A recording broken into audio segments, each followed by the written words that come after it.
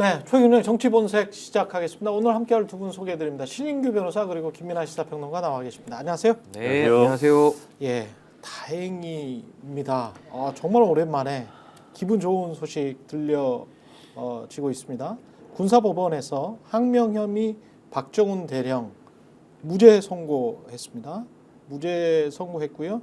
상관 명예훼손 사건 선고기를 오전 10시에 열고 박 대령의 항명 혐의 무죄 선고했다. 함께 기소된 상관 명예훼손 혐의 역시 무죄 선고가 나왔다. 잘 됐습니다.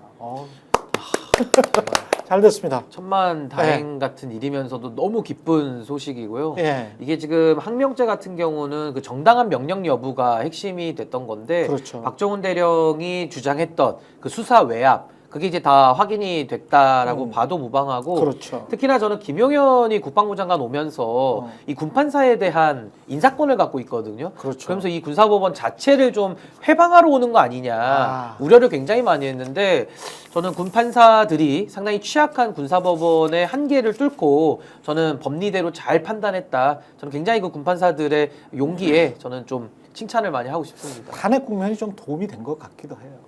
어찌 그런 결과론적으로. 네, 결과론적으로는.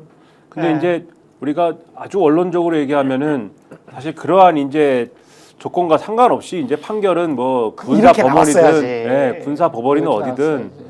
판결은 정확하게 내려졌어야 되는데 워낙 네. 이제 이 정권의 이 사건에 대한 접근이라는 게 외압이 엄청났을 것이기 때문에 이제 이렇게 말씀을 드리는 거고, 그러니까 이게 그 쟁점이라는 거는 그런 거지 않습니까? 지금 말씀 주신 대로 그 당시에 해병대 사령관이 그 윗선이라고 할 수 있는 이종석 국방부 장관으로부터 이첩을 보류시켜라, 그 사건에 대해서 원래는 이제 그 전에 이첩을 시키라는 취지로 다 정리를 했었는데 갑자기 이제 뒤집지 않습니까? 그렇죠. 국방부 장관이 그거에 대해서 이첩을 보류를 해라 이렇게 이제 명령을 내린 거에 대해서 해병대 사령관이 박정훈 대령에게, 그 당시 이제 수사단장인 박정훈 대령에게 그렇게 지시를 하였느냐. 근데 박정훈 대령 측은 그렇게 지시를 받지 않았다라는 거잖아요. 왜 지시를 받지 않았다라는 거냐면 공식적으로 그렇게 지시를 할 경우에는 이게 문제가 된다라는 취지의 논의가 있었다는 거 아닙니까? 이 지금 그 당시의 상황을 다 짚어보니까. 그렇죠. 이게 왜냐하면 애초에 이첩 보류 지시라는 게 어디서부터 촉발됐느냐, 그게 이제 VIP의 경로 뭐 이런 것부터 이제 촉발이 된 거기 때문에 이게 이제 요 지시가 이행될 경우에는 법적인 문제 이런 것들이 생길 수 있어서 이걸 공식적으로 명령을 그러면 내리려면은 그러면 이 근거를 남기는 방식으로 명령을 내려라라든지 최후에는 그렇죠. 뭐 이런 얘기까지 막 간 거잖아요 이게. 그래서 김기현 사령관이 그럼 실제 지시를 한 거냐, 그 지시가 내려졌는데 뭐 그게 이 합법적인 거냐 불법적인 거냐, 그리고 합법적인 건데 여기에 따른 거냐 이런 걸 따져야 되는데 지금 군사법원의 판단은 지시를 했다고 볼 수가 없다인 것 같아요. 그렇죠. 지시했다고 볼 수가 김기환이 없고. 박정훈에게 지시하지 않았다. 그렇죠. 그렇기 때문에 항명했다고 볼 수 없다. 그럼 그렇지. 우리가 여기서 지시를 왜 안 했겠습니까? 그러면 왜 안 했겠느냐? 지시를 하면 자기가 뭐 유죄가 되니까 그렇죠. 김기환 그렇죠. 입장에서는 직권남용이 되니까 못 하는 거예요. 그렇죠. 예. 애초에 그 윗선의 지시가 불법적인 것이기 때문에 그렇죠. 그러면 그 지시는 왜 불법적입니까? 아까 말씀드렸다시피 그 위에 있는 VIP 단계에서부터의 그 어떤 일들이 다 불법적인 어떤 것으로부터 촉발됐기 때문에 그래서 요 박정훈 대령의 무죄 판결로부터 쭉 거슬러 올라가서 이 불법성을 다 밝히는 이러한 수사와 진상규명이 이제는 시작이 돼야 된다. 그렇죠. 진상 파악을 더 철저히 해야 되고, 그리고 그 VIP가 지금 809에 7070이 김건희인지 뭐 윤석열인지도 지금 몰라. 그렇잖아요. 예. 그리고 윤석열이 계엄을 안 했다고 하더라도 지금 이제 진상 파악을 해서 윤석열이든 김건희든 누군가가 이제 전화해가지고, 그리고 그 이후에 대통령이 또 전화한 거는 확실한 게 있잖아요. 자기 개인 폰으로 또 전화를 하고 여러 사람들한테 전화를 했잖아.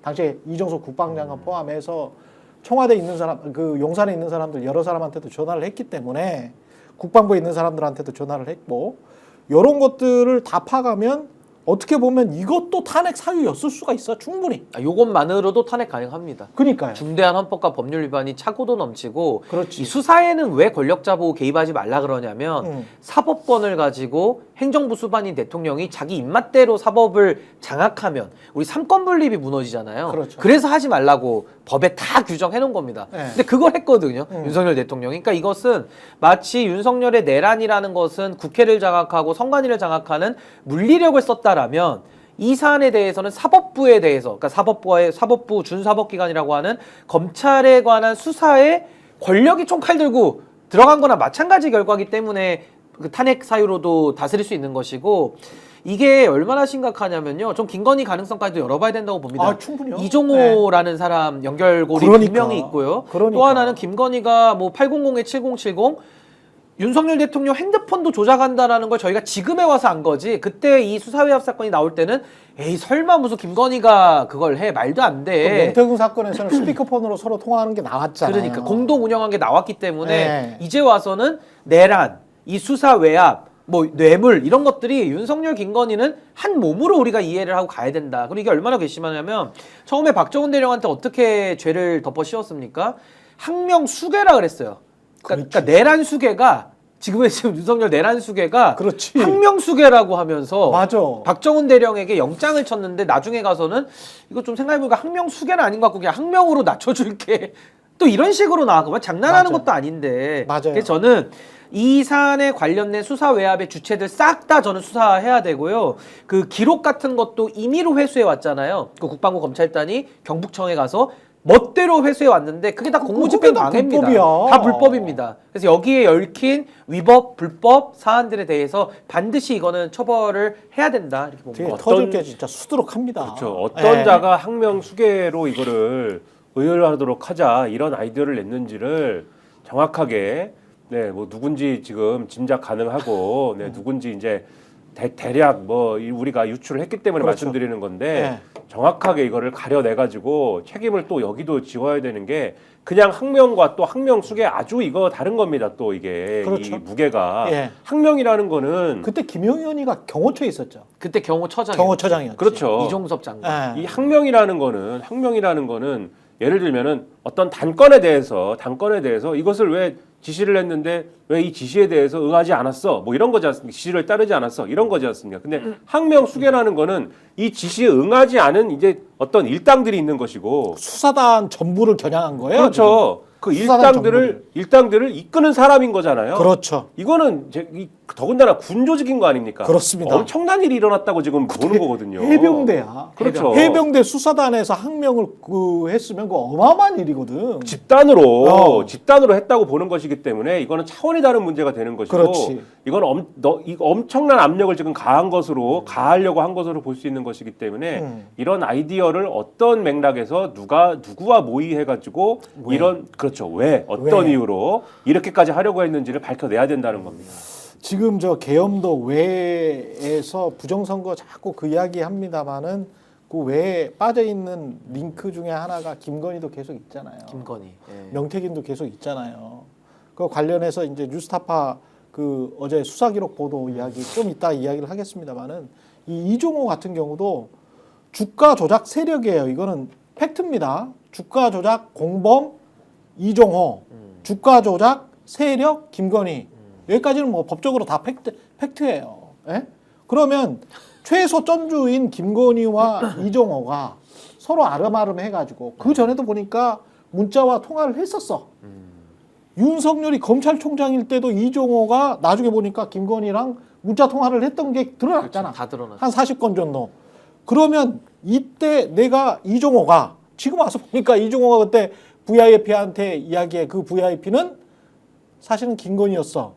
그런 이야기까지 이종호가 했잖아. 그 별 달아준다 뭐 이런 것도 있었고. 별 달아준다도 뭐 있었고. 포스터 만든다 예? 이런 게 있었고. 생각을 해보면 2020년도 검찰총장으로 있을 때부터 이종호는 김건희한테 야 내가 이거 이렇게 블락딜하고 뭐 이런 과정에서 요거 검찰에서 이제 제대로 수사하려고 그러는데 이거 어떻게 해야 돼? 근데 이 검찰총장이야 오빠가 검찰총장이니까 그러면 이거 오빠가 물어봤을 거 아니에요. 그때도 오빠 나오네요. 오빠 예. 요즘 자주 나오는데. 예, 아내한테 물어봤을 거 아니에요. 뭐 어떻게 된 거야? 근데 김건희가 아나? 모르지. 본인은 직접 주가 조작을 하지는 않았으니까. 거기에서 참여는 안 했으니까. 선수는 아니니까.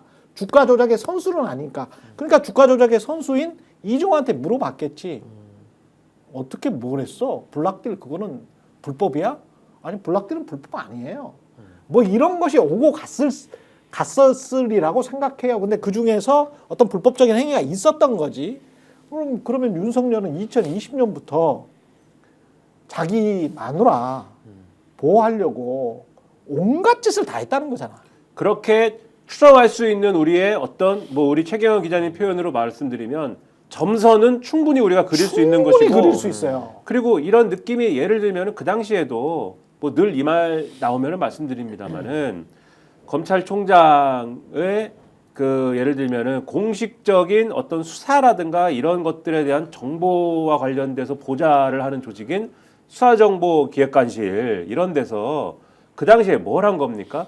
윤석열 검찰총장의 장모 관련 의혹 이런 거에 대한 법적 방어 논리 이런 거를 문건으로 썼다가 문건으로 써가지고 막 하다가 요게 이제 보도되고 이랬던 거잖아요. 근데 거기에 대해서 마치 이게 뭐 이거는 그냥 뭐 우리가 검찰총장의 뭐 대외적인 어떤 그러한 뭐 대언론 뭐 이런 뭐 업무도 있고 하니까 할 수 있는 일이었어요. 막 이렇게 그 당시에 얘기를 했는데 수사정보기획관실에서 그때도 저희가 KBS 라디오 이런 데서 영광스럽게도 우리가 KBS 라디오에서 있었습니다마는 그렇습니다마는 거기서 말씀을 드렸어요. 이런 거는 개인 윤석열이 로펌에다가 맡겨가지고 해야 되는 일이지. 그렇지. 이걸 왜 대검 수사정보기획관실에서 하고 있느냐. 그렇지. 그렇게 말씀드렸는데 최근에 고발 사주 관련해서 손준성 검사 무죄 나왔지 않았습니까? 2심에서. 예. 근데 어떻게 손준성이 무죄야라고 했지만 판결문 잘 보면은 이게 손준성이 김웅에게 다이렉트로 이 고발장을 보낸 것 같지가 않다라는 게 무죄의 핵심 이유예요. 그렇죠. 다이렉트로 보낸 게 아니라 어디를 거쳐가지고 갔을 수가 있다 이게. 그렇죠. 그러니까 손준성이 보낸 게 아니라 손준성으로 받은 누가 김웅에게 전달했을 수 있는데 그렇지. 그 전달 경로가 김웅이 무슨 뭐 이 손준성이 친구한테 보내고 이런 게 아니고 윗선에 보고 내지는 뭐 이렇게 보낸 것이 윗선을 통해서 다른 데 갔다가 이렇게 간 거 아니냐라고 의심이 된다라는 게 이 재판부의 판단입니다. 근데 윗선이 어딥니까? 그 당시에 손준성이 수사정보기획관실 윤석열이지. 검찰총장일 수밖에 없는 거지 않습니까? 윤석열이야. 그러면 그 당시에 고발 사주권도 뭡니까? 그러면 수사정보기획관실이 이 검찰총장의 손발이 돼가지고 이게 검찰총장의 어떤 이슈로서 검찰총장을 방어하거나 또는 검찰총장의 나름대로의 반격의 도구가 돼가지고 정치적 반격의 도구가 돼가지고 고발 사주권을 수행을 했구나 이렇게 이해할 수가 있는 거잖아요. 그러면 이거 보십시오. 정치적인 문제도 그렇고 사법적 방어의 문제도 그렇고 윤석열 그리고 이 대검의 이 보좌 조직이 윤석열을 방어하거나 윤석열을 방어하기 위해서 정치적으로 반격하거나 이런 일들을 손발이 돼갖고 막 하고 있는데 그렇지. 최중요 이슈인 배우자의 주가 조작 의혹과 관련된 게 아주 항상 이게 붙어 있는 그렇죠. 의혹인데 예. 그거에 대해서만큼은 이거는 우리가 아무 일도 안 해. 이랬을까? 그 의심되는 거예요, 지금. 그렇습니다. 그러니까 이 사람의 직권남용이랄지 검사를 지금 뭐 경호처를 사병화하고 있으니까 검사들도 사병화했었을 가능성 굉장히 높은 것이고요. 그렇죠. 예. 그리고 이번에 지금 명태균 수사기록 보고서 그러니까 PC에 검찰이 지금 압수한 김혜경 씨의 PC죠. 김혜경 씨의 PC에 보니까 김건희, 윤석열과 명태균이 서로 간에 오고 간 카톡 내용이 있더라고요. 그리고 그걸 보니까 정확하게 이제 내용만 말씀드리면 김건희, 윤석열은 명태균이 이런 불법 여론조사를 하고 있는 것을 인지하고 있었습니다. 확실히 알고 있었습니다. 이거 굉장히 중요한 겁니다. 예. 불법 여론조사를 하는 거를 알고 있었어. 공범으로 할 때 그 네. 공동의 고의가 굉장히 중요해요. 그렇죠. 그리고 사실상 북도 났어. 사실상 지시한 거야. 계속 해라. 우리한테 유리하게 해달라. 그렇게 한 것이고 첫 번째 그게 이제 문제고 이것도 이게 탄핵 사유가 차고 넘쳐요. 사실 이 사람은 가가지고 감방 간 다음에 혐의가 기소 내용이 계속 차곡차곡 계속 들어갈 것 같아요. 죄가 공소장이 계속 쌓이는 거죠. 계속 이제. 쌓이는 거죠. 계속 기소 들어가는 겁니다. 그다음 두 번째 검찰이 이 수사 보고서를 작성한 시점을 보셔야 돼요. 시점이 2024년 11월 4일이야. 11월 4일이야. 계엄 딱 한 달 전. 계엄 한 달 전입니다. 아직 윤석열이 짱짱하다고 믿을 때죠. 왜 서둘렀을까? 계엄한다 그러면서 지난해부터 계엄한다 그랬는데 그걸 굉장히 당긴 거잖아요. 바로 내일이야, 12월 3일이야. 노성원한테 전달하는 것도 그렇고 그렇잖아. 이게 굉장히 당긴 흔적이 있거든. 왜 그랬을까? 이거는 검찰의 수사보고서 작성 시점 이후에 이게 안 들어갔을 리가 없고요. 민정이 김주현인데 안 들어갔을 리가 없고 그렇게 해서 들어가서 야 이것도 역시 김건희잖아. 김건희랑 명태균이랑 서로 연락하면서 오빠 대통령 당선시키기 위해서 불법 여론조사도 자행한 혐의가 드러나니까 그거 그냥 야 이참에 그냥 계엄해가지고 싹 정리하자. 내 불법적인 모든 뒷 행태들을 과거 행태들을 다 정리해버리고 묻어버리고 그 다음에 내가 영구집권하고 그리고 건희 너는 잘 먹고 잘 살고. 건희 대통령 해야죠. 이제 통일 대통령도 하고. 그거까지 이제 연구에 뒀는지 안 됐는지는 모르겠습니다만은 하여간 그런 꿍꿍이가 있었던 근데 거. 확실한 거 두 개는 맞죠. 그러니까 앵커님 말씀 제가 뭐 통일 대통령 이거는 뭐 하나의 썰이니까 나중으로 미뤄두더라도 100% 저는 이제 거의 확신에 차서 말할 수 있는 것은 어제 뉴스타파 보도가 굉장히 중요하다고 봅니다. 그동안에는 김건희가 명태균한테 의지하는 정도의 카톡만 나왔더라면 그렇지. 어제는 아예 범죄를 공모한 특히나 그 선거 관련해서 정치자금법 위반, 공직선거법 위반, 업무방해 등등등에 해당하는 그리고 당선의 정당성까지 무너뜨리는 어마어마한 죄의 공모 정황과 증거가 나온 겁니다. 이게 검찰 수사 보고서예요. 수사 보고서로. 수사 보고서입니다. 그리고 카톡이 나왔죠. 카톡이. 그러니까 윤석열 입장에서는 그 수사 보고서를 받아든 날짜가 2024년도 11월 아닙니까? 4일. 그러면 그때부터 윤석열은 직감했겠죠. 그때 기준으로는 김건희 12월 10일에 김건희 주가 조작 관련된 특검법도 재의결 들어가는 것이고 딱 그리고 명태균 포인트가 이슈도 맞네. 목줄을 쪼여 오니까 나 이대로 죽냐 엎어져 죽냐 누워 죽냐니까 그렇지. 그냥 이럴 바에는 다 엎어버리고 잘 그렇지. 됐다. 저 부정선거 주장하는 사람들 많으니까 저거 힘입어서 국회도 어차피 내가 정치자리에서 이길 뭐 그래야 되는지도 모르겠고 능력도 없고 그냥 쓸어버리자. 그래서 쓸어버린 거죠. 그러니까 체포해라, 총 쏴라, 들어가서 다 끌어내라, 사살해라. 이 지금 사살 명단까지 돌아다니는 거 아닙니까?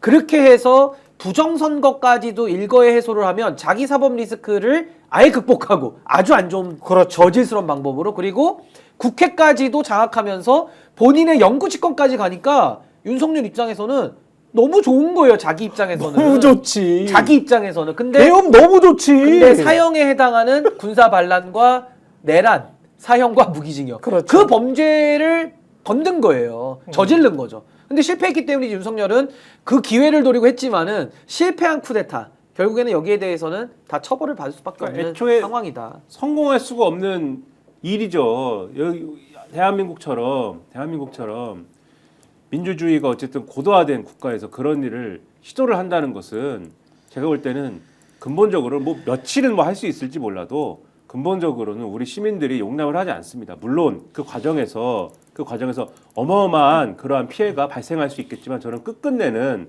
우리 시민들이 이것을 용납하지 않는다. 그렇기 때문에 반드시 이제 실패를 한다.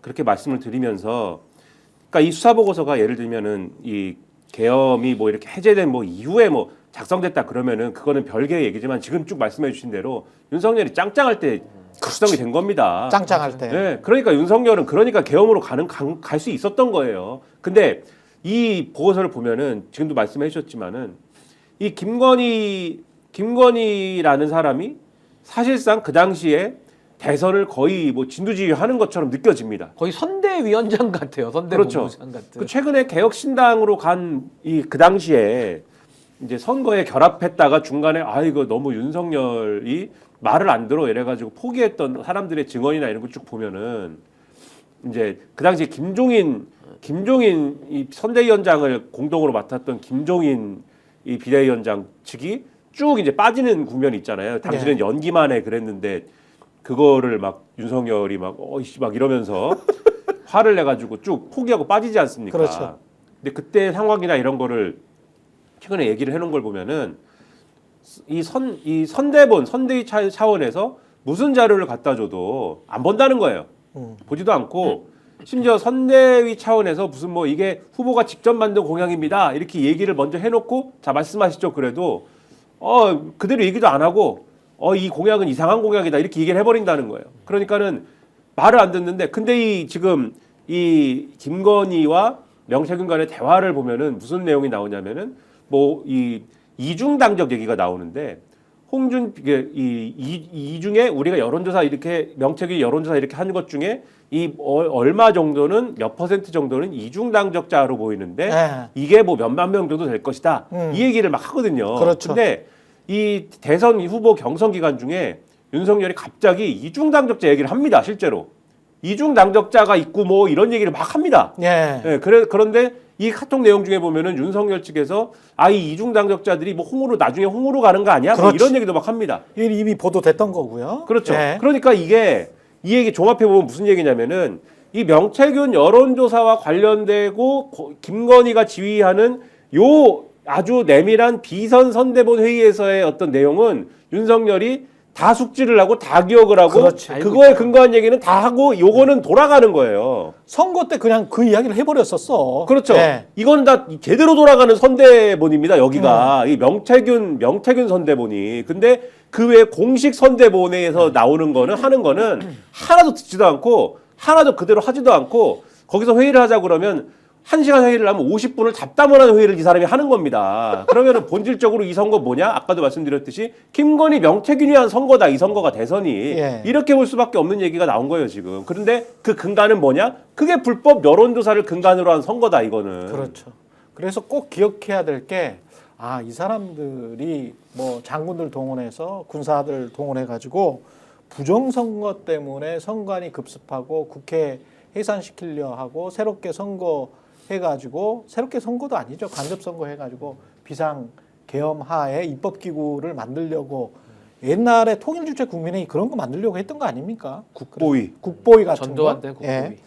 그렇게 하려고 했던 건데 그 모든 것에 명분은 부정선거라고 이야기를 했지만 속마음은 본인이 획책한 부정선거와 자기 아내의 어떤 죄와 이런 것들 그 다음에 본인의 죄까지 포함해서 윤석열 자신의 죄까지 포함해서 이런 것들을 모두 다 감추고 은폐하기 위해서 영원히 은폐하기 위해서 철저히 본인의 사적 이익에 따라서 사적 욕심에 따라서 계엄과 내란을 일으키고 국민 민생에 이렇게 막대한 차질을 준 것이다. 이 점을 굉장히 좀 기억해야 될 것 같아요. 그렇죠. 그래서 이거는 멍청하거나 뭐 이런 차원의 문제가 아니다. 이건 아니에요. 사악한 것이다. 사악한 겁니다. 제가 그 윤석열에 대해서 특수부 검찰의 행태 그 중에 가장 대표적인 게 피해자 가해자 바꿔치기라고 제가 이 정권 초반부터 계속 그 유형 하나를 집어왔었거든요. 그렇지.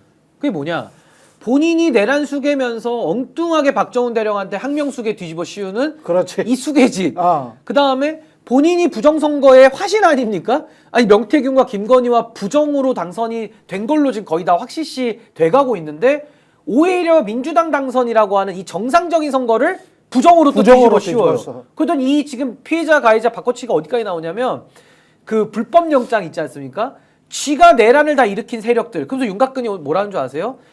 오히려 경찰 특공대가 영장을 집행하면 이게 내란이네. 그러니까 이자들은요. 그게 내란이래. 가해자와 피해자를 완전히 뒤바꿔가지고 내란 수개가 항명 수개를 뒤집어 씌우고 부정선거를 지가 한 놈이 정상적인 선거를 부정선거라 그러고 그걸 또 믿는 사람들은 뭐야? 그러니까요. 그래서 저는 정말 정말 이 특수부 검찰의 그 윤곽근도 마찬가지입니다. 특수부 검찰의 지금의 정당한 영장 집행을 또 내란이라고 이야기하는 그 궤변과 그 용기가 정말 가상하다. 그래서 저는 이자들은 정말 대한민국 사회에서 너무 뿌리 깊게 뿌린 해악이 너무 커요. 법을 좀 안다는 그 알량한 지식 가지고 사람을 정말 사회적으로 죽이는 거 아닙니까? 그렇죠. 억울한 사람 만들고. 그렇죠. 그래서 저는 이 장난질은 이제 불장난이 끝났고 앞으로 다시는 이런 괴물들이 나오지 못하고. 그래서 요즘 그 얘기하대요. 뭐 서울대학교 내란과라는 얘기를 하시던데 하도 이 서울법대 그 내란 법대 중심으로 내란을 좋아하는 인간들이 너무 많아요. 네. 아니, 막 찬양 고모하니까 내란을 찬양하니까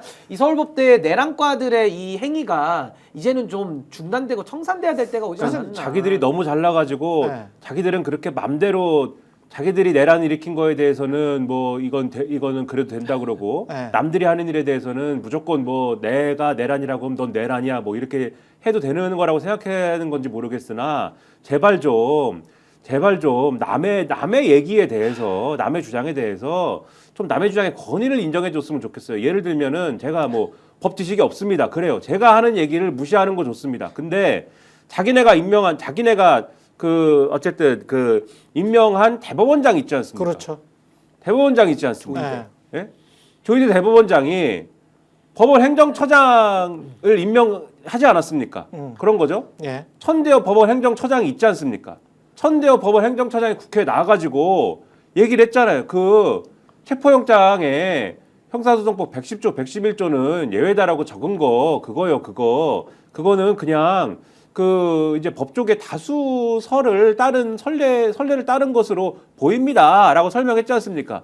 그러니까 이거 체포영장 그게 무슨 얘기냐? 체포영장은 물건을 뭐 압수수색이나 뭐 이런 거를 하는 것에 대한 조항이 아니라 이 체포영장은 인신에 관한 것이기 때문에 원래 110조, 111조가 적용이 안 되는 것인데 자꾸 요것의 집행 대상인 분들이 110조, 111조를 근거로 해서 여기는 수색을 못한다라고 주장을 하시니 특별히 자 요거는 원래 110조, 111조 예외의 사항인 거예요 라고 주의적으로 확인하는 문구를 넣은 것이다. 이게 다수설인 거잖아요. 그 다수설을 따른 거예요. 이 정권이 임명한 대법원장이 임명한 법원 행정처장이 국회에서 수차례 확인해 줬으면 그러니까. 그만 얘기해야 되잖아요. 네. 예? 그만 얘기하셔야 될 거 아닙니까? 그렇죠. 김민아가 지금 스픽스 유튜브 나오는 김민아가 얘기한 게 아니고 그렇죠. 이 정권이 임명한 법원 행정처장이 얘기했으면 그만 얘기해야 될 거 아닙니까? 그런데 아직도 윤석열의 변호인이 얘기하고 아직도 그 국민의힘에 있는 여당이잖아요. 아직 그렇죠. 자기들 주장에 의하면 예. 아직도 국민의힘의 국회의원들이 얘기하고 아직도 무슨 라디오에 나오는 뭐 그래요. 그거는 이제 패널이니까 여당 패널이라는 분들이 얘기하고 근데 이제 그만 얘기하시라 그 얘기죠. 이 부분에서 제가 YTN 요새 가끔 이렇게 운동하다가 보면은 YTN 좀 심각해요. 그러니까 그렇게 명확하게 중립적으로 그리고 그 분야의 전문가인 뭐 법원 행정처장이랄지 그리고 가장 권위 있는 기관 아닙니까? 아니면 헌법재판소의 헌법재판관들이랄지 아니면은 헌법학자들이랄지 헌법재판소의 공보관이라든지 공보관이랄지 그런 사람들. 이 사람들이 말하는 것에 권위를 실어주고 그 중요성을 높게 쳐서 그게 한 80 정도 나간다면 나머지 20 가지고 10대 10으로 국민의힘의 권성동이가 어떻게 이야기를 했고 민주당의 누가 이렇게 이야기하고 갑론을박하는 거는 그거는 편집이라고 볼 수 있어요. 그런데 100 중에서 50대 50을 권성동 이야기와 민주당 이야기로 해버리면 이거는 내란을 사실상 선동하는 겁니다. 국민들을 혼란케 하는 거예요. 그렇죠. 둘 다 정치인들이잖아. 에? 둘 다 정당이잖아. 제가 민주당 맞다고 이야기 드리는 게 아니고 이런 상황에서는 가장 권위 있는 집단과 가장 믿을 만한 신뢰할 수 있는 모든 국민들이 보편적으로 인정할 만한 집단이 말을 했는데 그 말을 가지고 그걸 편집의 중심에 놔야지. 왜 권성동이 말을 중심에 놓냐고. 그리고 거기에 관해서 민주당의 반론 50 해줬으니까 50대 50이다. 1대 1이다. 그게 사기고 그게 가짜 공정이고 그게 유사 공정입니다. 그게 여론 조작질이에요. 근데 YT는 요새 거의 24시간 그 짓거리를 하고 있더라고. 큰일이야. 아니 그게 앵커님 말씀하신 예. 대로 법원행정처 처장도 권위가 있지만 예. 저는 이거 대한민국 정말 사회를 다시 가르쳐야 되는 거 아닌가. 사회 시간에 다 배우는 거거든요. 그렇죠. 뭐냐. 대한민국은 상법분립 국가인데 입법부는 법을 만들죠. 행정부는 법을 집행합니다. 사법부는 그 법률의 집행에 대해 가지고 잘 됐냐 못 됐냐 불법이냐 적법이냐를 최종적으로 선언하는 곳이에요. 그 법률 해석에 그렇지. 대해서는 사법부가 최종적 그렇지. 권위를 갖고 예. 헌법에 대한 해석의 최종적 권위는 헌법재판소가 갖습니다. 그러니까 헌법재판소가 하는 것이 위헌법률심사고요. 그렇죠. 법원이 하는 위법, 그러니까 명령 규칙에 대한 위법 심사를 대법원이 하거든요. 이 법 체계에 따라서 헌법의 해석의 권한은 헌법재판소, 법률에 대한 해석 적용의 권한은 법원. 이렇게 나눠 놓은 거예요. 근데 윤곽근이가 지가 뭐라고 나와가지고 석동현이도 지가 뭐라고 뭐 검사장 했으면 뭐 다 아는 겁니까? 나와가지고 네. 사법부가 권한에 따라서 현직 판사가 발부를 했고 이의 신청이라는 말도 안 되는 제도로서 불복을 해서 네. 거기에도 판사가 그 마부장이 그렇죠. 또 거기다가 써가지고 빨간 펜 해가지고 또 써줬어요. 야, 야 너희들은 정말 헛소리 좀 그만해. 써줬는데 방송 나온 패널들도 이의 신청 결정을 한 번도 안 읽어보고 나와가지고 그냥 자기들 유상범 뭐 법기술자들 있잖아요. 이번에 그 내란과 조배수 이런 사람들이 만든 논리 가지고 나와가지고 그냥 외워서 떠드는 거예요. 그렇죠. 그걸 또 방송에서는 기계적 균형이라면서 5대5로 또 실어줍니다. 이 잘못된 정보와 잘못된 그 권위를 해치는 정보, 내란 정보들이 국민들 사이에서 막 횡행하고 토론을 보죠. 그래서 제가 딱 그랬습니다. 우리가 살인이 발생했는데 살인의 동기는 많죠. 다 범죄입니다. 살인이 착한 살인이라는 개념을 만들어가지고 야 이번 살인은 착한 거야. 이 살인은 좋은 살인이야라고 말할 수 있냐고요. 근데 방송에서 지금 그러고 있다니까요. 이 내란은 정당한 내란이고 할 법한 내란이라는 얘기를 다 하고 있습니다. 이 정상입니까 이게? 예. 완전히 비정상이죠 지금. 그리고 조배숙 씨는 제가 특별히 조배숙 씨는 그 내란과 출신입니다 거기가. 예. 서울대 아, 내란과. 이분은- 서울대 내란과 네, 내란과 출신이군요. 출신이에요. 이분은 그 우리 내란 전문가들이 예. 예? 법조 3륜이라는 얘기를 많이 하지 않습니까? 그렇죠. 예. 판사, 검사, 변호사 맞습니까? 우리 법조 맞죠? 3륜. 네. 판검변이죠. 그렇죠. 네. 다 거친 분이에요, 이분이. 판사, 검사, 변호사를 다 거친 분이신데 뭐라고 지금 말씀을 하시냐? 1. 헌법재판소를 없애자고 그럽니다, 지금. 헌법재판소를 없애자. 예, 새로운 나라를 만드시는 분이에요, 이분이. 그리고 두 번째, 헌법재판소가 계속 이렇게 하면은 국민 저항권을 발동해야 된다. 이렇게 주장을 했습니다. 저는 이게 이거는 제가 참 어처구니가 없다. 진짜 제가 어처구니 없어. 이 내란과가 20살이던 잘못했네요. 시절, 예. 아직 20살이던 시절, 예. 아직 볼셰비키던 시절에 예. 이제 하던 주장이다 이것은. 야 이게 도대체 재헌우회파인가? 그러니까요 이거 재헌우회파. 혁명으로 재헌우회 뭐 이겁니까 지금? 예. 아니 그런 출신도 아니시잖아요. 예. 판사, 검사를 지내고 검사, 미치겠다. 판사를 지내고 지금 변호사까지 한 다음에 국회의원 하는 분인데. 국회의원도 많이 했어요. 그러니까요. 네. 이분이 그 나름대로 저기가 있는 분인데 지금 헌법재판소를 없애자 그러고 지금 이 나라에서 이 나라 법체계에서 헌법재판소를 없애자라고 하는 것은 엄청난 이 어떤 사법 원리의 격변을 불러와야 되는 그런 얘기거든요. 그렇죠. 그럼 완전히 미국처럼 이제 이 대법원이 연방 대법원이 헌법재판소 역할을 다 같이 하는 뭐 그런 시스템으로 가자는 건지 아무튼 엄청난 격변을 불러와야 되는 얘기인데 그거에 더해가지고 마음에 안 드는 국민저항권을 발동하자. 국민저항권 발동하자는 얘기를 지금 사람들이 극우 집단에서 극우 유튜브나 이런 데서 뭐라고 받고 있느냐? 무기고를 습격하자라는 얘기로 지금 받고 있어요 지금. 이런 거를 선동하고 있는데 이 사람들이 제가 볼 때는 실질적으로 그러면 요런 얘기는 내란 선동 막 이런 걸로 뭐 법적으로는 뭐 이게 요건에 맞는지를 따져봐야 되겠지만 지금 정치적으로는 내란 선동이나 이런 걸로 막 진입하고 있는 거지 이게 뭐겠습니까? 이렇게까지 가야 됩니까? 이걸 가지고 전 이해가 안 됩니다 지금. 네. 그리고 이거를 50대 50의 그 뒤에서 숨을 수 있다라고 생각하는 것도 같잖아요. 웃겨요. 그리고 언론인이라는 게 받아쓰기 하면은 그게 필경사지 무슨 언론인이에요. 언론인은 법관은 법과 양심에 따라서 법관이 판단을 하는 거지 않습니까? 그 판결문으로 말하는 거예요. 예, 그 법에 써져 있어요. 법관은 헌법 법과 103조. 예, 법과 양심에 따라서 판단한다. 언론인이라면 팩트와 양심에 따라서 판단을 하는 거거든. 그러면 양심은 다 다를 수 있어. 자기가 좀 우파적 성향을 가질 수 있고 좌파적 성향 가질 수 있어요. 근데 자기는 그게 양심이야.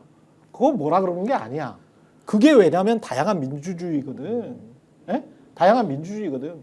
하지만 팩트와 양심에 따라서 보편적 가치는 추구해야 될 거 아니야. 그렇죠. 예? 인류가 지향하는 보편적 가치는 추구해야 될 거 아니야. 우리가 북한이야. 중공이야. 예? YTN 정신 차리라고요. 예? 우리가 북한이야. 중공이야. 보편적 가치를 추구하는 선에서 공정과 균형을 이야기를 하는 거지 보편적 가치를 일부러 추구하지 않고 그거를 그냥 확 질식시켜버리고 그러면서 본인들의 자유를 일부러 헌납해서 나는 받아쓰기만 해. 그게 딸랑딸랑이에요. 그게 딸랑딸랑. 노예들의 행진입니다. 노예들의 행진. 근데 이게요 내란에 대해서 방송이 얼마나 잘못 접근했냐면 예. 토론이 불가능한 주제 내란에 대해서 토론을 시켰거든요.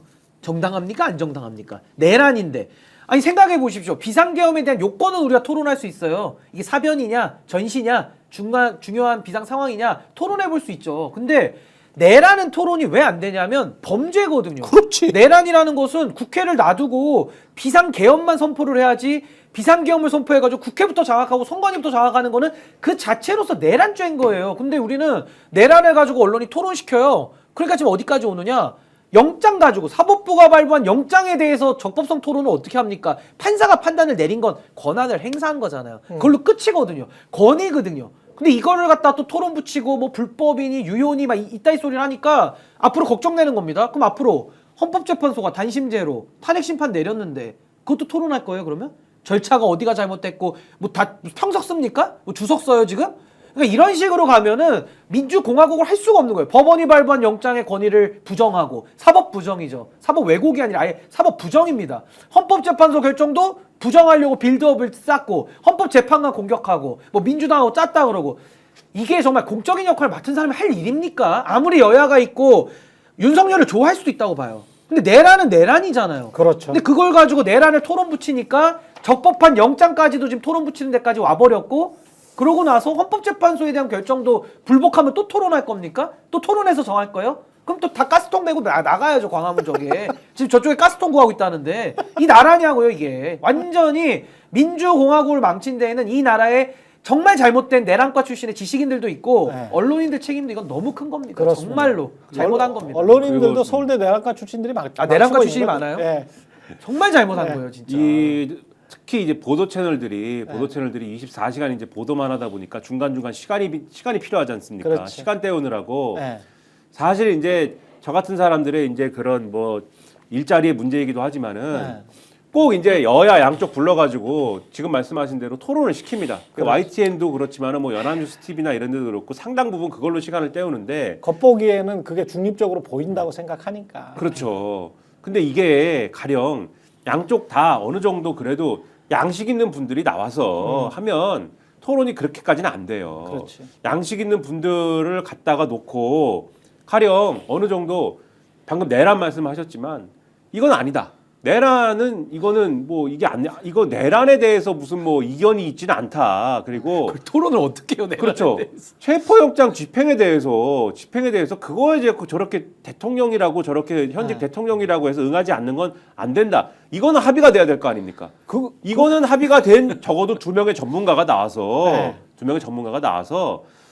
적어도 뭐 이게 합의가 된 거에 대한 토론을 하는 게 아니라 그 외의 것들에 대해서 이 앞으로의 그러면 민주주의는 어떻게 해야 된다든지 앞으로의 그러면은 요 탄핵이 그러면은 어느 정도의 뭐 시간이 걸릴 것을 예상을 하는데 그 과정에 그러면 우리는 어떻게 해야 된달지 뭐 이런 거에 대한 이견이 있을 수가 있는 거잖아요. 그런 걸 가지고 토론을 한달지 뭐 이런 걸 해야 되는 거 아닙니까? 근데 지금의 이제 어떤 토론을 붙이는 이 언론의 보도 채널들의 방식은 그러니까 야당 한 명, 여당 한 명 불러요. 그러면은 네. 지금 여당의 스탠스가 윤석열하고 선 긋고 우리는 거듭날게요. 이러면 또 그래도 제궤도에서 할 텐데 지금 윤석열을 뭐 마음속으로 어떻게 생각할지 몰라도 지금은 극우와 함께하는 국민이 그렇지. 많으니까 네. 그런 사람들이 나와가지고 말도 안 되는 얘기 또 막 합니다. 그러니까 사실상 극우 이야기를 해버리는 거야. 거기서. 그렇죠. 그럼 민주당 사람은 거기에 막 나는 답답하고 나는 열받고 뭐 이러면서 막 이렇게 뭐 해도 그거는 그 전체 토론의 반이에요. 그냥 반인 그렇지. 거고 네. 나머지 반은 저 말도 안 되는 소리를 하는 화면과 목소리에 나가는 거예요. 그렇죠. 근데 그거를 또 공정한 토론이라고 하고 있는데 사실은 또 전 정권에서 제가 전 정권이 잘했다 이렇게 말씀드리는 게 아니라 전 정권만 해도 조금 덜 했습니다. 왜냐하면 그때는 방송이 어느 정도 그런 우리가 자율성이 있었기 때문에 흔히 말하는 네. 기계적 공정까지는 네. 기계적 공정이라는 거를 그렇게까지는 강요받지 않았는데 이 정권이 되면서 그렇게 안 하면 혼나는 구도로 왔어요 이게. 입틀막이 됐죠. 네, 막 때렸단 말이에요 네. 방송을 두들겨 팼단 저기 말이에요. 벙커도 알아보고 있었어, 벙커. 네. 벙커를 데리고 가서 패려고. 좌파 언론인 사살에 그 사살 누가 아주 사살인지 무시무시한 놈들입니다. 네. 이분들이. 그 두들겨 패기 시작하니까는 네. 여당 소속, 야당 소속이 정확하게 아닌 사람들은 지금 다 쫓겨나고 지금 여당 소속, 야당 소속 하나씩 부르는 바람에 지금 이렇게 되는 거거든요. 상황이. 그렇지. 물론 요즘엔 조금 뭐 또 아닐 수도 있는데 네. 그래서 상황이 이렇게 된 거 이런 것들을 다 바로 잡아야 되는 거다. 아니 그래서 앞으로. 제가 요거 지금 최상목도 서울대 내란과 출신이거든요. 예. 공교롭게 여기도 내란과 출신이에요. 최상목도. 예. 근데 그러다 보니까 YTN 같은 데도 1대1로 붙여서 기계적 균형으로 내란을 토론시키잖아요. 영혼 없는 언론이거든요. 그렇지. 근데 영혼 없는 관료 최상목이 어떻게 하느냐? 기계적 균형으로 헌법재판관 3명 임명해야 되는데도 국민의힘 1명, 민주당 1명 이렇게 해줄게 이러고 넘어가는 거예요. 그렇죠. 그러니까 그것도 헌법 위반 아닙니까? 네. 그러니까 이 기계적 균형을 가지고 완전히 국민들을 사기치고 있는 이 지식인들과 영혼 없는 관료, 영혼 없는 언론 이 자들이 지금 이 내란 수습을 가장 전면에서 방해하고 있다. 전 그렇게 봅니다. 사실은 좌우도 아니고요. 이념적 지형으로 봐도 좌우도 아니고 여기 누가 그러셨는데 댓글에서 옳은 지적이라고 봅니다. 민주당이 보수적인 색채가 많은 당이죠. 그래서 민주당이 보수라고 생각을 한다면 이게 좌우도 아니고 세상일이라는 게 잘 아시겠습니다만은 좌우만 있는 게 아니고요. 세상은 동서남북이 있잖아요. 그렇죠. 동서남북이 있고 지구는 동그랗거든요. 둥글어요. 아니 심지어 동남북도 있습니다. 동남북도 뭐 동쪽에 그렇죠, 남쪽도 그렇죠. 있고. 다양한 그 무지개 색깔인데다가 제가 갑자기 그거 생각나네. CNN의 그 앤더슨 쿠퍼라고 옛날에 유명한 탐사 기자 출신이 뭐 1년에 뭐 한 1,000만 불씩 받는 사람입니다. 근데 그 사람의 그 프로그램 제목이 360도야. 360도. 360도로 모든 사안들을 좀 바라보겠다. 근데 거의 불가능한 일이거든요. 근데 이제 본인들이 그런 거를 지향을 한다라는 노력하는 거죠. 노력하는 거죠. 근데 이제 360도로 하려면 이곳 저곳 다 물어봐야 되거든. 그리고 이제 방심위의 원래 공정성이라는 조항이 저는 이제 지금 와서는 그거는 없어져야 된다고 생각을 하는데 그 조항이 들어간 이유도 선거 때 소수 정당이 자꾸 안 들어가니까 못 들어가니까 야 법적으로 선거할 때는 그 공정성 조항이 그 위배돼. 그러니까 그 공정성 꼭 지켜야 된다 할 때 그 약자에 대한 공정성이거든요. 원래 취지가 그렇고. 원래 취지가 그렇습니다. 원래 취지가 미국에서 만들 때도 그렇고 한국에서 만들 때도 그 취지였는데 미국에서는 하도 이게 문제가 되니까 아예 FCC 우리 방송통신위원회하고 똑같아요. FCC에서 2015년도인가 공정성 조항을 아예 삭제를 해버렸어요. 없습니다. 아예 조항 자체가 이거는 정치적으로 이거는 뭐 그렇게 할 수는 없고 균형과 반론권 보장 요 정도를 이야기를 하는 거지. 요 360도 돌아가게 하는 거는 팩트와 양심에 따라서 언론인들이 열심히 하세요. 요런 정도거든요. 이게 자유민주주의예요. 근데 이제 못 배운 그 할배들과 윤석열 씨 뭐 이런 분들이 나서가지고 서울대 내란과 출신들도 이런 거에는 되게 무식하거든. 왜냐하면 법만 공부를 했기 때문에 언론 자유 입장에서 언론을 어떻게 규제하고 언론 자유를 어느 정도를 줘야 되는지에 관한 인식 자체가 없어. 언론 쪽에서 언론 입장에서 바라본 적이 한 번도 없기 때문에 법과 출신들이 특히 그래요. 그래서 그런 것들이 굉장히 좀 약합니다. 한국 사회가. 그리고 애초에 관심도 없거니와 관심도 없지. 결론은 자기들한테 유리하게 해달라는 거예요. 결론이. 그렇지. 제가 떼쓰는 거죠. 모 라디오 프로그램에 네. 이 토론 프로그램이 있었습니다. 그래서 4명이 나오는 거예요. 근데 원래는 뭐 이렇게 여러 가지 포맷으로 했는데 이 정권, 이 내란 정권에서 두들겨 패가지고 기계적 공정을 해라 이놈들아 두들겨 팼어요. 그래가지고 자 그러면 기계적 공정을 하자. 원내 4개 정당을 부르자. 이거 항상 말씀드리는 건데 원내 4개 정당을 부르자. 그래서 국민의힘, 그다음에 민주당, 개혁신당, 조국혁신당을 불렀습니다. 이렇게 불렀는데 그러면 뭐 균형이 맞잖아요. 기계적 균형. 그렇죠. 4개 정당이 각각의 색깔이 있고 그다음에 개혁신당은 뭐 보수잖아요. 진보입니까 개혁신당이? 보수지 않습니까? 그렇지. 그렇죠? 그 보수 정당 2개, 네. 그다음에 이제 뭐 진보 정당 2개 이제 그렇게 나누면은 네. 기준 그렇게 보면은 이게 이렇게 2개가 맞네. 그래서 이렇게 토론하면 되겠다. 다양한 토론을 하니까 그랬는데 국민의힘 쪽에서 이게 안 된다. 여당은 하나고 1명이고 야당이 3명이다. 이거는 맞지 않는다. 토론이 여당이 2명이고 야당이 2명이어야 한다. 그러니까 구구가 꼭 2명 나와야 된다는 이야기잖아. 난리가 나서 그래서 결국 국민의힘 2명, 네. 민주당 2명 이렇게 해가지고 네. 개혁신당과 조국혁신당은 없어지고 그렇지. 그 나중에 이게 이렇게 하는데 근데 또 그러면은 보세요. 국민의힘 2명인데 국민의힘 2명 어떻게 할 것이냐. 그래도 이게 뭐 하다 보면은 방송에 자주 나오는 사람들이 김상욱 같은 사람도 나와야지. 그렇죠. 네. 그러니까 그렇게 이제 배분을 하지만은 또 난리가 납니다. 왜? 국민의힘이더라도 가짜 보수, 참칭 보수. 그렇죠. 네. 윤석열 친윤이 나와야지. 참칭 보수 장성철은 나오면 안 된다. 예, 왜 권성동이 한 말 아니에요? 예, 왜 반윤이 나오느냐 네. 이래가지고 결국은 이게 뭐 결국은 그래서 이게 막 국민의힘 성향인 사람이 막 3명이 돼야 되고 막 이렇게 막 돼요 막 이게 그냥 이게 김일성 주체 사상이야. 그것도 그렇고 그거를요 그냥 국민의힘 유튜브 가서 하면 돼요. 자기 유튜브 가서. 그렇지. 왜 그걸 공영방송 나가지고 그렇지. 주장을 하는 거예요? 근데 그 편집권이라는 거는 이 진짜 아이고. 심각한 건데 편성권과 편집권은 언론사의 고유한 권한이거든. 그렇죠. 근데 그거를 정치권에서 마치 자기의 권한인 것처럼 야 이렇게 나와야지 이렇게 나와야지 이거는 사실은 말이죠. 그런 측면에서 KBS나 이런 그 공영방송사 직원들이 뒤집어졌어야 돼요. 그렇죠. 항의를 하고 뭐 거의 뭐 농성을 하고 데모를 아주 심하게 하고 그리고 국민의힘에 공문 보내고 사장이 삿대질하고 그렇게 했었어야 됩니다. 그리고 그런 정치인을 작사를 내버렸어요. 작사를 냈어야 돼요. 진짜. 이 나라가 진짜 자유민주주의 나라가 되려면 그렇게 했어야 되는데 감히 어디다가 공영방송사 편성권에 권성동이가 뭔데? 근데 오히려 김기현이가 뭔데? 작살이 아니라 오히려 거기에 작살 났지. 부안해동을 하는 작살 간부들이 호응을 하더니 작살 무슨 났지. 박민 사장님과 그리고 그 뒤에 이은 파우치 사장님과 뭐 이렇게 다 딸랑이들이 돼가지고 조그마한 파우치 이런 애들이 이제 사장 되고. 근데 이제 파우치 선생님은 요즘에는 난 중립적인 파우치야 이제 이렇게 조금 그러고 있습니다 요즘에는.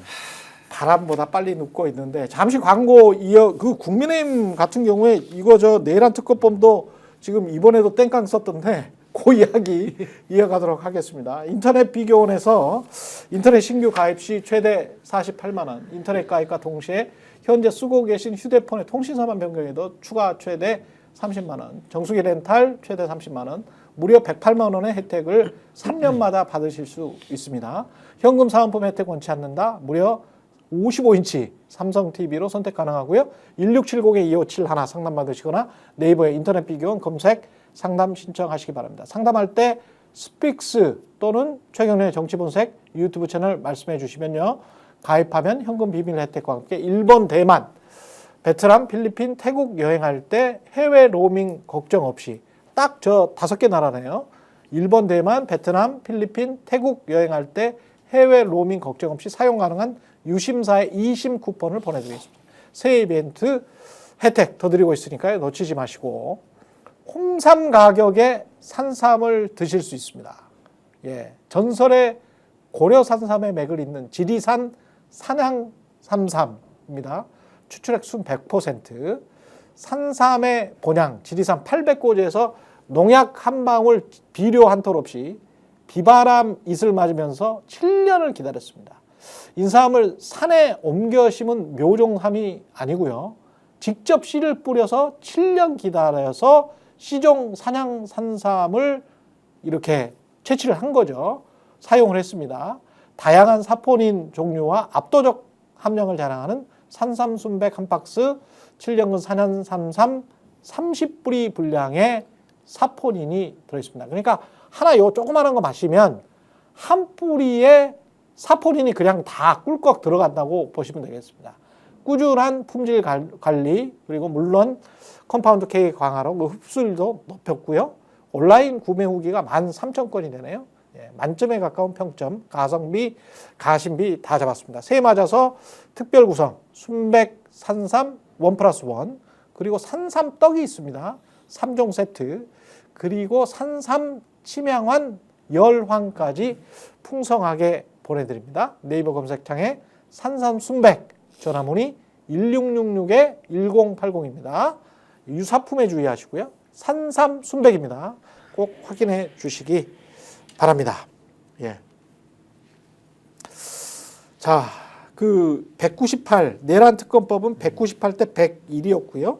김건희 특검법은 196대 103인데 뭐 또 뻘짓을 했습니다. 국민의힘 계속 뻘짓을 하고 있는데 뭐 이러다가 그냥 수렁으로 빠지는데 본인들이 이제 정신 차려야 되는데 내란 특검법이라도 이제는 뭔가 해야 되지 않을까요? 근데 저는 이제 국민의힘이 네. 정말 갈 길을 잃어버려서 방향을 잃어버리다 보니까 그냥 답답할 때는 현상 유지잖아요. 뭘 바꿀 대안도 없고 이러면 그냥 현상 유지이기 때문에 무슨 답이 있어서 저러는 게 아니라 그냥 현상 유지밖에는 달리 길이 없다라는 판단을 아마 끝낸 것 같습니다. 그래서 전 이번에 가장 놀랬던 것은 김건희 특검법이 찬성이 196으로 2표가 줄어들었어요. 기근이 그 전에 했을 때가 198이었거든요. 또 2표가 줄어들어. 내란 특검 이번에 198이 나왔는데 네. 지난번에는 김건희가 198 특검법이 재의결 때 나와서 부결이 됐거든요.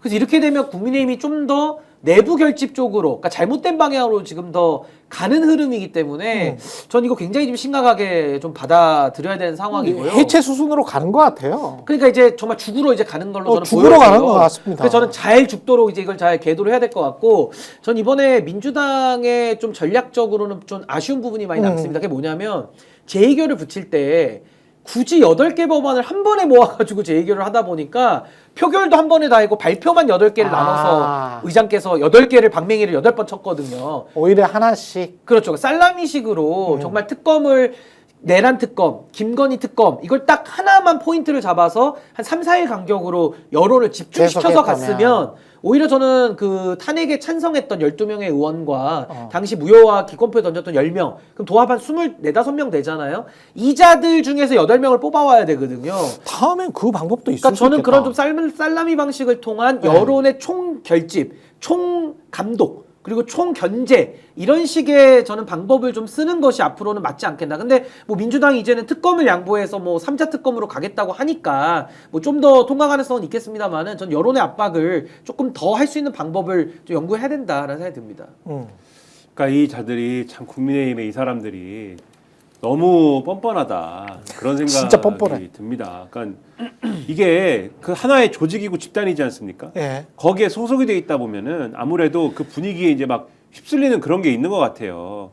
그런 생각을 왜 하냐면은 이런 분들 그 당시에 이제 탄핵에 찬성하고 이랬던 분들한테 이렇게 물어보는 거예요. 계엄에 찬성합니까? 아닙니다라고요. 내란에 찬성합니까? 아니라고 합니다. 그리고 뭐 예를 들면은 뭐 내란 특검 뭐 어떻게 할까요? 그러면 내란 특검도 해야 되는데 그런데 여기서부터는 이제 무슨 이유를 대기 시작해요. 그렇지. 근데 법에 뭐 이런 좀 문제가 있고 그리고 무조건 이재명 이야기하지. 그렇죠.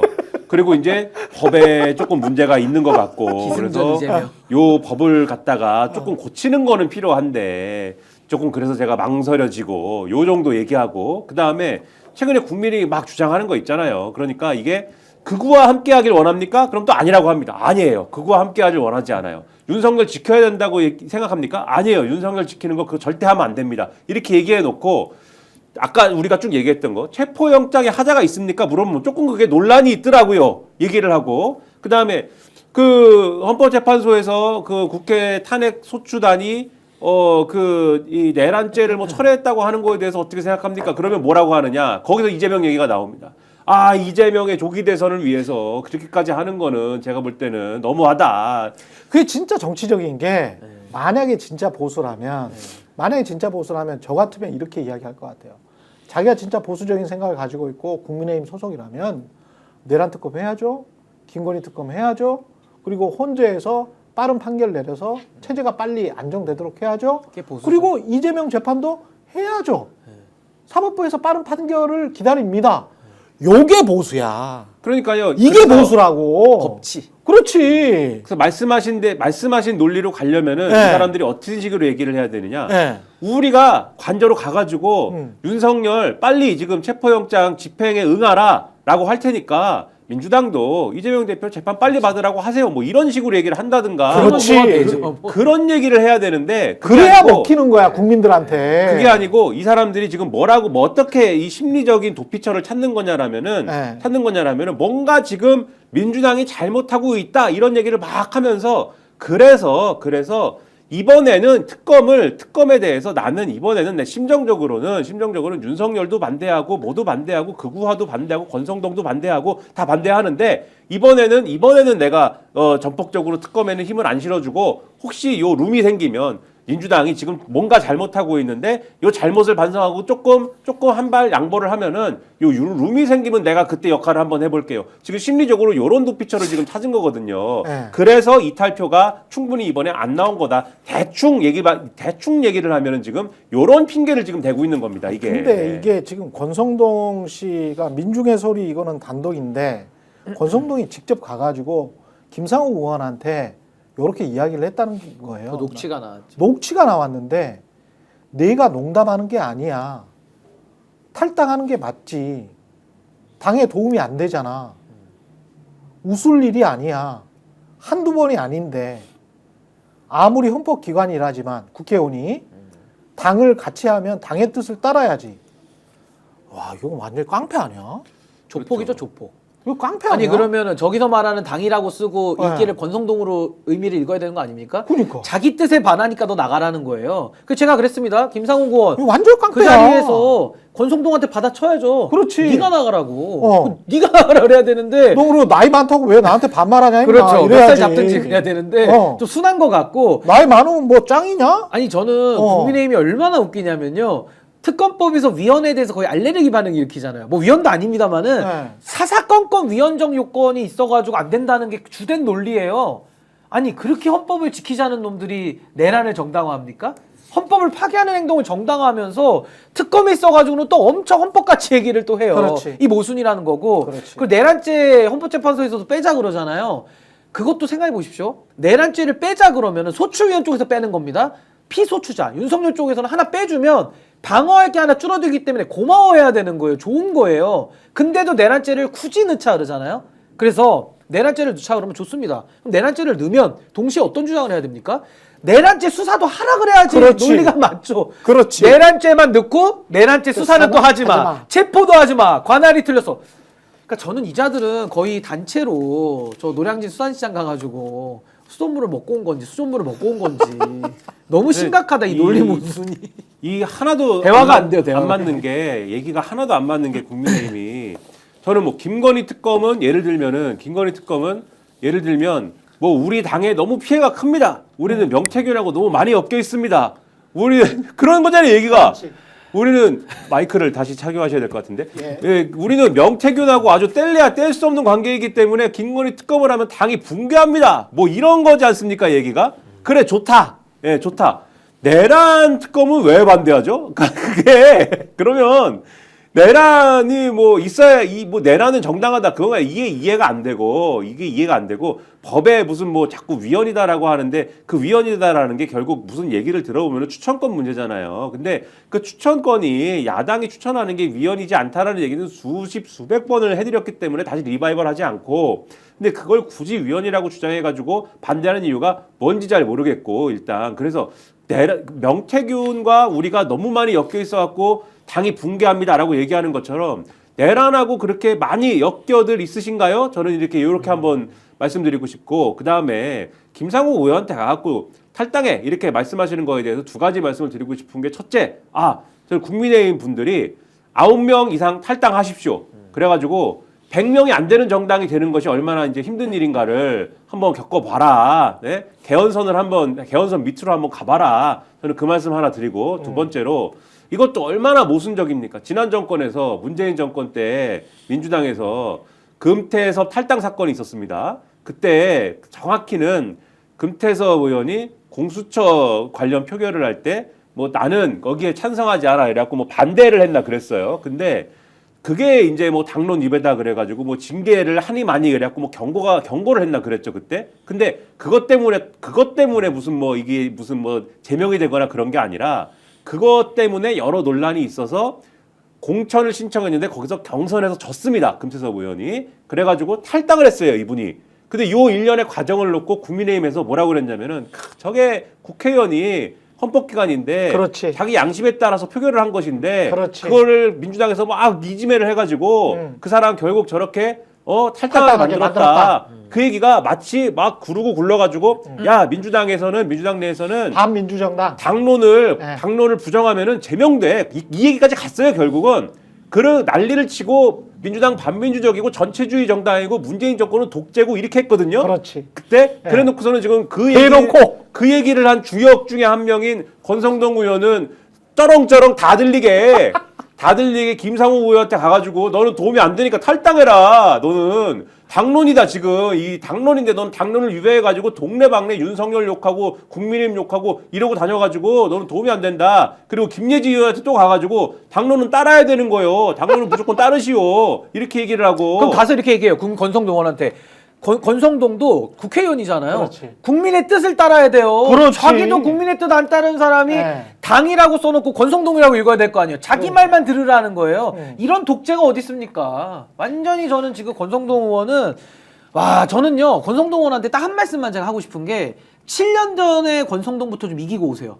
7년 전에 권성동 의원이 얼마나 권적권. 그 헌법재판에서 형사재판 빼는 거에 대해 가지고 아주 논리 일관적으로 그 손석희 앵커랑 인터뷰한 것도 있습니다. 그렇죠. 토시 하나 뺄 것이 완벽한 설명이거든요. 7년 전에 자기나 이기고 와서 김상욱 의원한테 탈당이지 뭐지 얘기나 하지 한심합니다 정말. 그때 정말 진심으로 그렇게 주장을 한 것 같은 게 점심 먹으면서 권성동 의원이 그 당시에 그 열변을 토하는 얘기를 들었다는 기자들이 많이 있어요. 점심을 같이 먹었는데 기자들하고 야 헌법재판소는 위헌 여부를 판단하는 곳이지 형사법적인 판단하는 곳이 아니야 이러면서 그때 무슨 질질 짰잖아요. 탄핵시켜달라고. 뇌물 무슨 뭐 이거 직권남용 이런 거는 헌법재판소에서 다룰 일이 아니고 형사법정에서 다루는 것이기 때문에 탄핵 소추안은 국회에서 의결을 그렇게 할 수 있지만 국회가 검사도 아니고 입증 책임을 갖는 것도 아니고 탄핵 소추안이 헌법재판소에 넘어온 이후에는 충분히 탄핵 사유를 재정리해가지고 이 형사재판에서 다룰 일은 별도로 뺄 수 있는 거야. 열반을 토했답니다 그때. 방송 나와서도 많이 떴다. 그리고 기사로 쓰라고 했답니다 기자한테.